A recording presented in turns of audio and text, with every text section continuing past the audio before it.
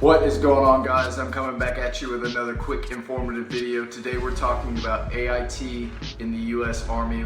So there's a lot of confusion about AIT, a lot of misconceptions.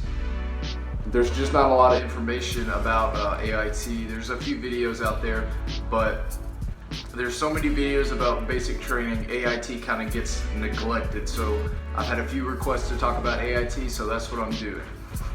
So getting right into it, AIT is Advanced Individual Training. It's basically your MOS school where you learn your job and you continue the process of becoming a soldier. So I went to AIT at Fort Huachuca, Arizona. So this experience is kind of towards Fort Huachuca, but in general, AIT is going to be pretty common.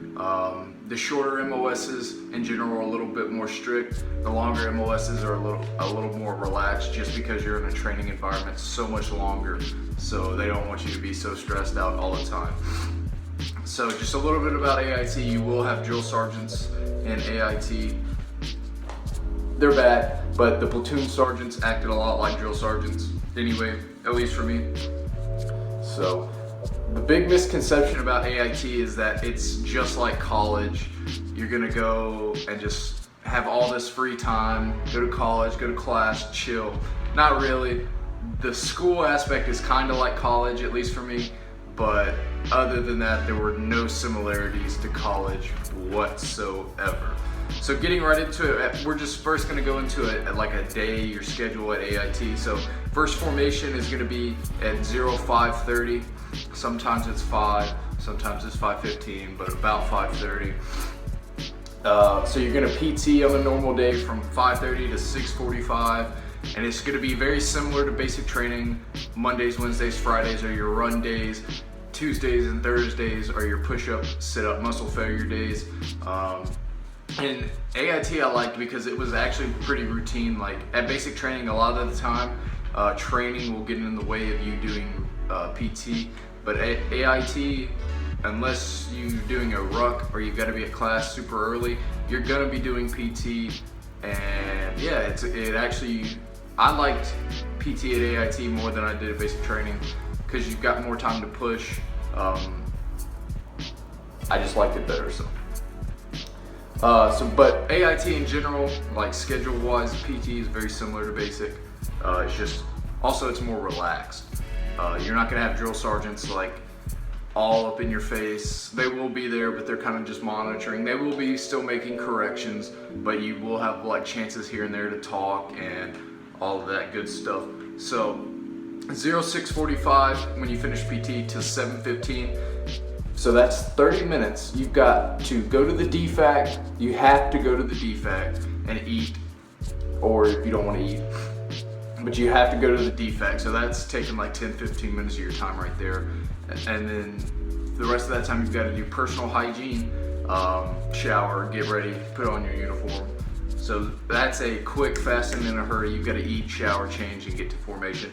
Formation to march to class, you will step up. My drill sergeants didn't have, they didn't care what time we got there, but we had to be there ready to march at 07:30. So our PG made it where we had to be there 15 minutes early. Some people didn't do that.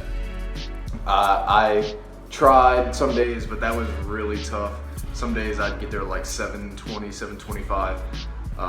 But as long as you were ready to march to class at 7:30, you were good.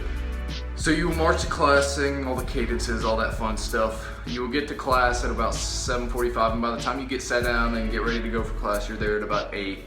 So class will be from 8 to 11:30. That's when you're in class learning. You have one 10-minute break, not 10 minutes, 20 to 30-minute break, about 10 o'clock. So that's really good. It breaks up the day. You know, all I gotta do is get to the first break, and then all I gotta do is make it to lunch. It's a good way to break up the day. And then from, about 10 to 11:30, you'll go back to class. And then lunch is from about 11:30.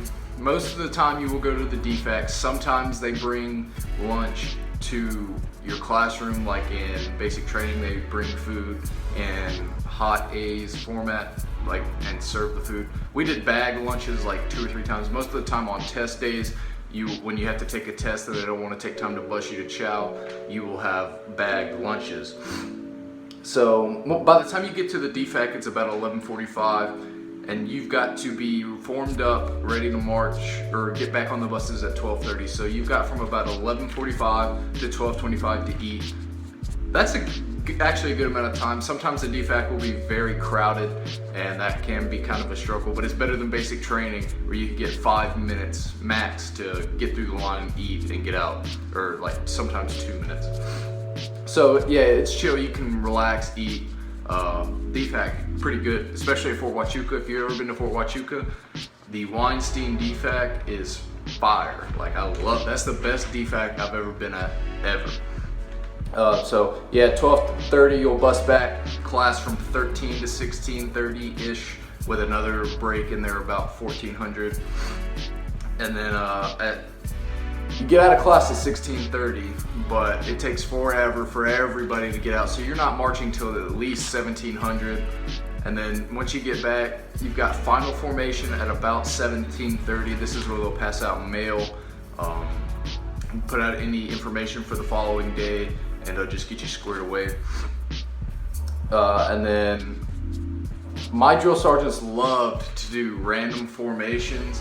So like, I would say on average, like once a week, he would come out and do final formation, and he'd say, all right, listen up, privates. Your next hit time is 18:30, right here on the drill pad, right here on the drill pad.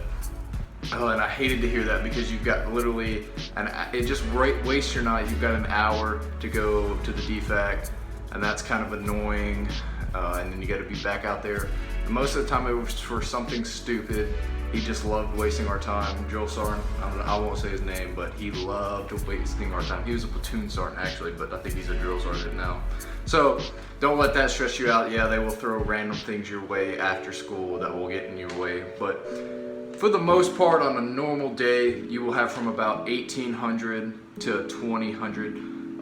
Some AITs do 20 or 2100. It just kind of depends on when bed check is, but you'll have 18 to 20 to 2100 as personal time, free time. So I would shower, obviously, watch a movie or something, study, sometimes not really, or like call my parents.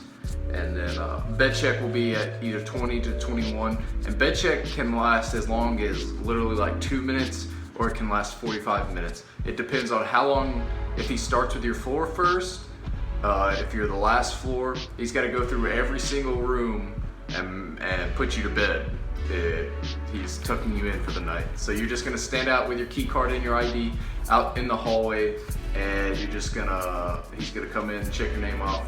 You're gonna say good night, drill sergeant, and he's gonna say, I'm not your father, and he's gonna move on. All right, so that's basically your day at AIT. Some of the phases. So in basic training, you've got red, white, and blue phase. Well, in in AIT, you've got red, black, green, and gold phases. Black, gold, and green phase. So black phase is for the 1st through the 4th to 6th, 8-ish week. It all kind of depends on your drill sergeant, and you've got to get your requirements done. And then it just kind of depends on when they want to phase you. I know if your platoon gets in trouble a lot, he'll just say, all right, privates, I'm not going to phase you. And that really sucks. But black phase in general, so you get, well, this is for me, but from all my other battles I've seen, this is about roughly the same. A black phase is phase 4. You get one electronic device, so everybody chooses their phone, obviously. So you get your phone. You have to be in uniform at all times. Even if you want to go to the PX, you got to be in your uniform. It's kind of weird, people walking around the PX and in their uniforms. You have no off-post privileges, so you cannot go off-post, and you cannot have food in your room. Those were the big things, the big privileges in our AIT. Everybody wanted food in their room. Gold phase, phase 5, it's 6 to 8 week mark through the 14th week roughly. So at this point you do get civilian clothes. You can have unlimited electronics. Don't waste your money on all these electronics. I know people that had gaming PCs, an Xbox, their computer. I had my phone and my laptop, that's all I needed. So yeah, don't waste your money at the PX on electronics. Off post, you can go off post within 30 miles. So that basically means like the surrounding city of the military base. For Fort Huachuca with Sierra Vista, everybody knows. You could also go to like Bisbee, I think, or Tombstone. I never really went out and did all that crazy stuff. And then you can have food in your room, so I would go get me some protein powder, bagels, peanut butter, just like, you know, stuff if I needed some extra food or whatever, snacks. And then, I don't know how many AITs do this, I guess it's the longer ones. You will have green phase, so this is phase 5+. It's basically all the privileges of gold phase, but you can go 90 miles. So basically we could go to Tucson if we wanted to. Or maybe, no, we could go. Maybe you could go to Tucson in gold phase and then Phoenix in green phase. I don't know. It's one or the other. So some of the AITs, to get phases, your phase test, it's basically, you've got to meet these list of requirements. So you've got to get all your certificates done, your certs, and each AIT is different, but basically it's like your level 1A AT, anti-terrorism, a bunch of random, like for me it was intel related stuff. You will have a written test, so on military customs and courtesies, rank structure, your chain of command, all that random stuff. You will have to pass a room inspection, you have to pass a uniform inspection, and yeah, that's it. You can have your phase taken away at any time. Like I know for a lot of people, if they were late to CQ, they would take your phone away. They would, or if you failed a PT test, they would take your phase back. If you were late to formation, it can be taken away like that. So just don't let that stress you out. Just know like, hey, he might take my stuff away. And it's kind of annoying because you got all your stuff packed away in a room, and then you take it out, like your civilian clothes, and unpack it and all that. And if you get your phase taken away, you gotta pack it all back up. So it's kind of annoying, but it is what it is. So some of the AIT rules, standards, like way that it goes, unwritten rules, you will have to have a battle buddy at all times, which is really annoying. It's just like basic training. You will have to have a battle buddy. In black phase, you will have to have your camelback at all times. Don't get caught without your camelback, and have it filled up at all times, all the way to the top. Even if you drink some out of it, go fill it up, because they love to smoke you for not having a full camelback. CQ, you will have it 2 to 3 times a week. It just kind of depends on how many platoons are there at the time. I know like when a platoon graduates, people are pulling CQ 3 to 4 times a week, which that can really suck. Or if they're on FTX.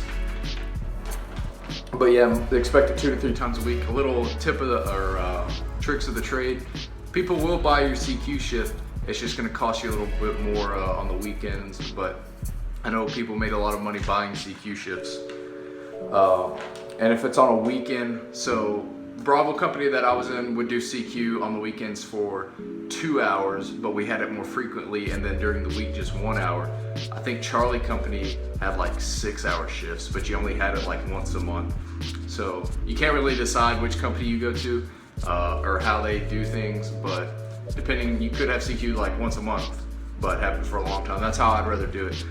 Like here at Fort Riley, we do staff duty 24 hours, but I've had it once since I've been here. So it's just kind of how it goes. Black phase in general is more strict, and then as you progress and become more and more of a a good soldier, and you get phases, gold phase, they do start to loosen up on you and treat you more like their soldiers. You do have weekend formations. Friday and Saturdays, your weekend formations are at 2100, and then bed check at 2200. So that kind of wastes like 2 hours of your night. And then Sunday is at 1800. So you got a really short day Sunday, and then bed check again at like 2000. So, but it's getting you back ready for the week. So yeah, that's pretty much AIT in a nutshell.